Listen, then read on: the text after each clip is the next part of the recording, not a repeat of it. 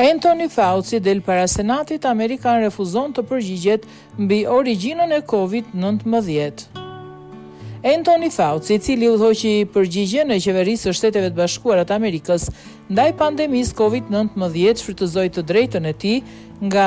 amendamenti i 5 kundër vetë inkriminimit, duke refuzuar të dëshmojë të mërkurën vetëm pak minuta pas nisjes së një seance dëgjimore në Capitol Hill, ku republikanët shpresonin hapur ta minonin shkencëtarin dhe ta hapnin rrugën për akuza ndaj tij për dëshmi të reme, duke u paraqitur përpara Komitetit Senatit për Sigurinë Kombëtare dhe çështjet qeveritare pas marrjes së një fletëthirrje nga senatori Raul Paul. Fauci përmend atë që e cilësoi si fiksimin e tij të dukshëm për të kërkuar ndjekjen time penale nga ana e kryetarit republikan si arsye për refuzimin e tij për të folur. Ky hap me siguri do të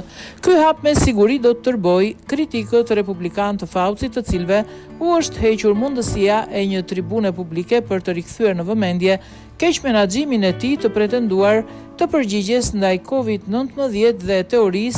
teoritë e konspiracionit mbi origjinën e virusit, por në deklaratën e tij hyrëse Fauci pohoi se vetmi arsye pse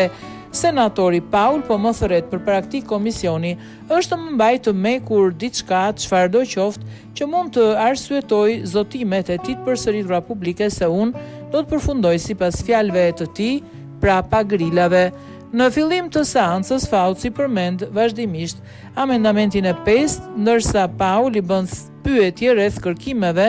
të financuara nga një instituti kombëtar i shëndetit me origjinë të dhe origjinës së COVID-19, duke nxitur heraherës frustrimin e senatorit. Le të shënohet në proces verbal se dëshmitari ka refuzuar të përgjigjet nëse ka një dosje përpara tij, duke u bazuar në të drejtën e tij nga amendamenti 5, tha Paul në një moment. Fauci, figura kryesore e kërkimeve për sëmundjet infektive në Amerikë, që nga kriza e HIV/AIDS-it është paraqitur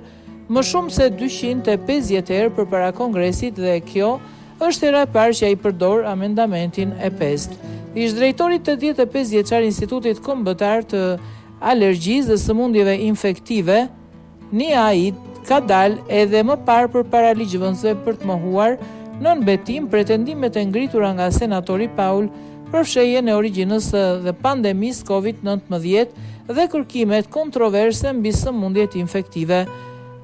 Presioni nga Paul dhe të tjerë shtyu presidentin Joe Biden të falte paraprakisht Faucin gjatë ditëve të tij të fundit në detyrë, duke mbrojtur atë nga akuzat që lidhen me çdo deklaratë të bërë në vitet e kaluara. Por ai u përball me një kërcënim të ri pasi Paul u bë kryetar i një komisioni kryesor të Senatit, që senatorët republikanë dhe të tjerët përfshirë sekretarin e shëndetësisë dhe shërbimeve humane të Shteteve të Bashkuara të Amerikës, Robert Kennedy Jr., do të përpiqeshin të gjeni rrugë të reja për të ngritur akuza për dëshmi të reme kundër tij. Një falje që mbron një person nga ndjekja penale nuk e rishkruan historinë, ajo nuk fshin dokumente, nuk e shndron një deklaratë mashtruese në të vërtetë dhe nuk e pengon Kongresin të përcaktoj se çfarë ka ndodhur, tha Paul në fjalën e tij hyrëse, duke u referuar pretendimeve të tij se Fauci kishte paraqitur gabimisht origjinën e pandemisë dhe kishte fshirë korrespondencën e brendshme.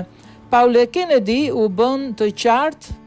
bën të qartë përpara seancës se shpresonin që Fauci, i cili u pensionuan vitin 2022, të jepte dëshmi të reme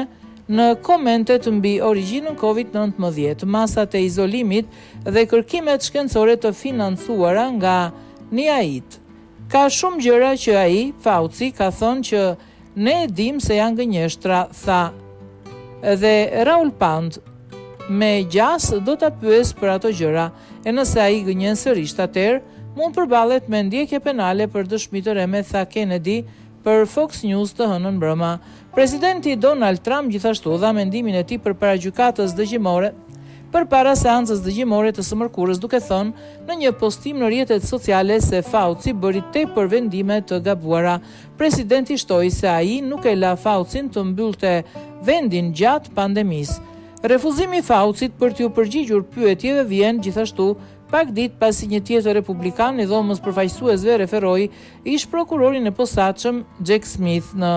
Departamentin e Drejtësisë për ndjekje të mundshme penale, duke sugjeruar se ai kishte bërë deklarata të reme në dëshminë e tij përpara komisionit, e cila u zhvilluara përpara dyerve të mbyllura. Ashtu si Fauci dhe Smith ka qenë në një vëzhgim të rept nga aleatët e Trumpit, të cilët u zemëruan nga hetimi i tij.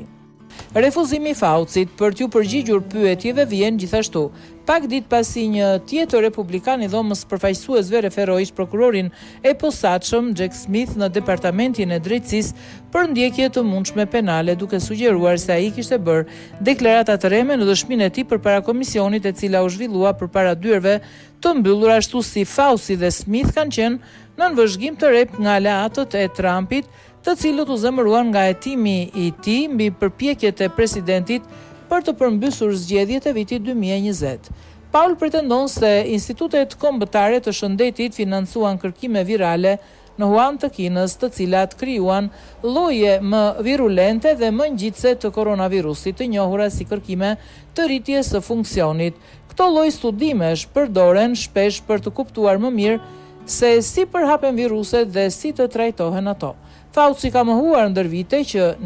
të ketë financuar ndonjëherë studime që lidhen me koronavirusin që shkaktoi pandemin e vitit 2020. Rishikimet federale të shpërthimit kanë qenë papërfundimtare rreth burimit të tij. Por nuk ka asnjë provë që virusi të jetë modifikuar gjenetikisht dhe të ketë rrjedhur nga një laborator virologjie. Megjithatë, Fauci dhe Paul janë përplasur rregullisht në seanca dëgjimore të Kongresit mbi pyetjen nëse financoi kërkime të tilla në Kinë. Fauci mbron qëndrimin se sipas përkufizimit zyrtar të qeverisë për kërkimet e rritjes së funksionit, agjencia nuk ka financuar studime të tilla jashtë vendit. Kjo ka mbetur një pikë kritike për Paulin dhe një debat i nxehtë mes të dyve në stanca të shumta dëgjimore parlamentare. Dhe NIAID kategorikisht nuk kanë financuar kërkime të rritjes funksionit për të kryer në Institutin e Wuhanit, i tha Fauci Paulit në një seancë të tensionuar përpara Komisionit Senatit për Shëndetësinë, Arsimin, Punën dhe Pensionet në maj të 2021-shit. I pyetur sërish atë kohë nga Paul rreth këtyre kërkimeve, Fauci u shpreh: "Nëse dikush po gënjen këtu senator, jeni ju." Përpara seancës së kësaj jave, Paul publikoi 1100 faqe nga ditarët e Faucit si drejtori i NIAID nga fundi i vitit 2019, kur COVID-19 nisi të përhapej në Kinë deri në daljen e tij në pension në 2022-shin. Shënimet në ditar tregojnë shqetësimin e tij në rritje për pandemin, konfliktet e brendshme me zyrtarët e administratës dhe dokumentimin e famës së tij në rritje. Kennedy zbuloi në një intervistë për Fox të hënën mbrëma se ja kishte dorëzuar ato dosje Paulit pas një kërkimi 8 mujor. Fauci u referua publikimit të ditarit të tij si një provë tjetër e kryqëzatës Paulit kundër tij, duke i quajtur atë një lëvizje të synuar për të më turpëruar dhe friksuar. Ai e përmbylli deklaratën e tij duke thënë: "Edhe pse më dhem ta bëj këtë për shkak të respektit që kam për degën ligjvënëse të qeverisë dhe historiku tim dhe gata gjatë bashkëpunimit me Kongresin. Me këshillin e avokatëve të mi do të shqyrtoj të drejtën time sipas amendamentit 5 të Kushtetutës për t'u abstenuar nga përgjigjet ndaj pyetjeve tuaja." Demokrati rangut më të lartë në komision, senatori Gary Peters nga Michigan, shpreu keqardhjen që Paul po fokusohet te Fauci në kurisë të prioriteteve të tjera të komisionit, në vend që të fokusohet në sfidat e sigurisë kombëtare me cilat po përballemi në vendin ton tani. Seanca e sotme shikon prapa, duke ju rikthyer pyetjeve që ky komision i ka ekzaminuar tashmë. Tha Peters në fjalën e tij përpara se Fauci të thëriste amendamentin e 5, në vend që të mbështetemi mbi atë punë për të fuqizuar përgatitjen tonë ndaj fatkeqësive të ardhshme, ne përkundrazi, por i hapim debatin për të kaluarën, tha ai.